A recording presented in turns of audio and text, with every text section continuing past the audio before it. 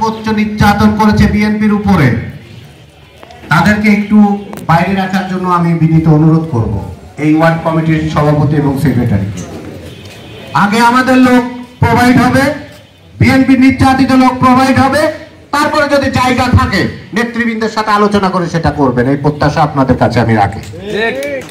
সম্মানিত সুধী এবং আমার নেতা কর্মী ভাইরা, আপনারা জানেন আজকে প্রাণ খুলে আপনারা নিঃশ্বাস নিতে পারছেন, মন খুলে কথা বলতে পারছেন, ভালোকে ভালো বলতে পারছেন, মন্দকে মন্দ বলতে পারছেন।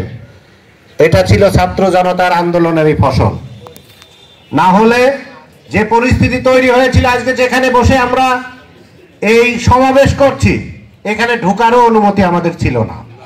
জিজ্ঞেস করতে ভাই কি করছেন, দেখছে যে আমরা চা খাচ্ছি বা বসে আড্ডা মারছি, তারপরে বলছেন ভাই কিছু করছেন নাকি।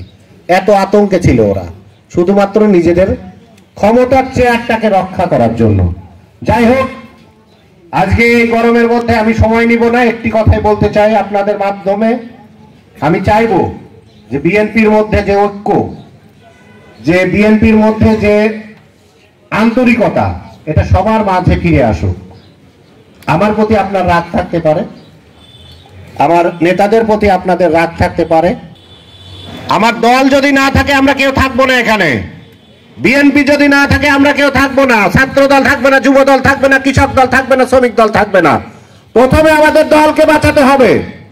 এই দল বাঁচানোর জন্য আমাদের সবার কাঁধে কাঁধ মিলিয়ে আগামী দিনের যে প্রত্যাশা আমাদের নেতৃবৃন্দ করছে আপনাদের কাছে, সেই প্রত্যাশা অবশ্যই আপনারা পূরণ করবেন, এই প্রত্যাশা রাখি।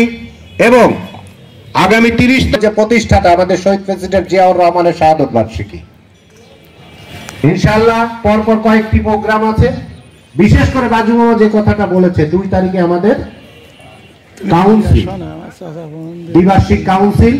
এই কাউন্সিলে সর্বোচ্চ সংখ্যক আমাদের যে কমিটিতে 71 সদস্য বিশিষ্ট এক এক ওয়ার্ডে যে কমিটি হবে, 71-এর একজনও যেন বাদ না থাকে ওই দিন মানে উপস্থিতি।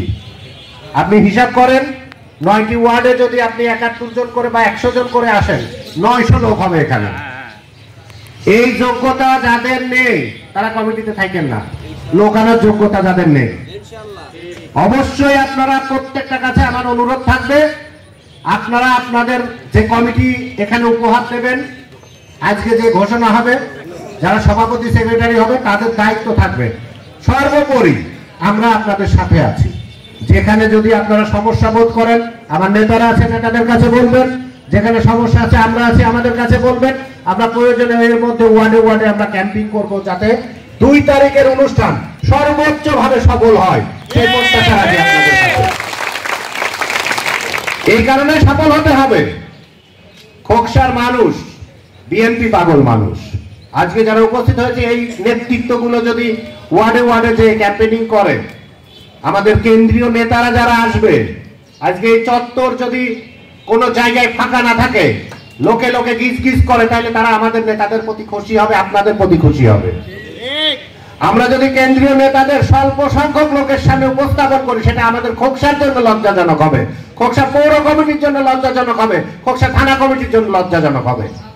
এটা আপনারা সব সময় মাথায় রাখবেন। আর 30 তারিখে আমার উপজেলা বিএনপি সম্মানিত আহ্বায়ক মহোদয় আছেন, যে প্রোগ্রাম উনি ঘোষণা করবেন অবশ্যই। কারণ আমার দলের প্রতিষ্ঠাতার যদি মৃত্যুবার্ষিকীটা আমরা দোয়া মাহফিলের মাধ্যমে একসাথে উদযাপন করতে না পারি, সেটা অনেক দুঃখজনক হবে। সেদিনও আপনারা উপস্থিত থাকবেন, আমরা সবাই উপস্থিত থাকার চেষ্টা করবো ইনশাআল্লাহ। আপনারা এই দায়িত্ব যারা পাবেন, নির্বাচন কমিশনার ঘোষণা করবে, তাদের কাছে আবারও বলছি, আপনারা রাগে অভিমানে কারোর উপর ক্ষোভ থাকলে, সে বিএনপি করে কিন্তু তাকে বাদ দিতে হবে, এই মানসিকতা রাখেন না। এটা অবশ্যই খেয়াল রাখবে, কারণ আগামী দিনে ধানের শীষের নির্বাচন করা লাগবে, ধানের শীষকে জিতাতে হবে। বাংলাদেশের রাষ্ট্র ক্ষমতায় ধানের শীষের আমাদের আগামী রাষ্ট্রনায়ক তারেক জিয়াকে ক্ষমতায় আনতে হবে। কিন্তু যে বিএনপি করে, আমার সাথে একজনের রাগ থাকতে পারে, কিন্তু সে বিএনপি করে, তাকে বাদ রাখেন না, এটা আপনাদের কাছে আমার অনুরোধ থাকবে। বিএনপিকে অগ্রাধিকার দিবেন, বিএনপি যারা নির্যাতিত তাদেরকে অগ্রাধিকার দেবেন। ছাত্র দল, যুব দল, স্বেচ্ছাসেবক দলের সাথে আপনারা পরামর্শ করবেন, তাদেরও তো মতামত থাকতে পারে। আর যারা ভুলক্রমে, কালকে বলেছে আমাদের আলাউদ্দিন খালু বলেছে যে দুই একজনের নাম ভুলক্রমে, একটা বড় সংসারে আসলে হতেই পারে, দুই একজনের নাম হয়তো বাদ পড়েছে, তারা মনক্ষুণ্ণ হবেন না। আমরা অবশ্যই নেতৃবৃন্দর কাছে বলবো তাদেরকে তাদের সম্মানজনক অবস্থায় আমাদের নেতৃবৃন্দরা ফিরিয়ে আনবে ইনশাআল্লাহ। এই প্রত্যাশা রেখে এই নেতৃত্বের প্রতি আপনাদের আস্থা রাখতে হবে। আগামী দিনের যে কোনো রাজনীতিতে, যে কোনো সমস্যায় আমরা কাঁধে কাঁধ মিলে খোকসা বিএনপিকে শক্ত করে দাঁড়িয়ে রাখবো, এই প্রত্যাশা রেখে সবাইকে কষ্ট দেওয়ার জন্য ক্ষমা চেয়ে আমি আমার বক্তব্য শেষ করছি।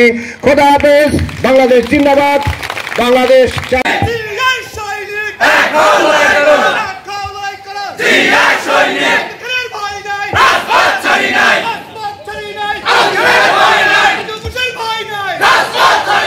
বিসমিল্লাহির রহমানির রহিম।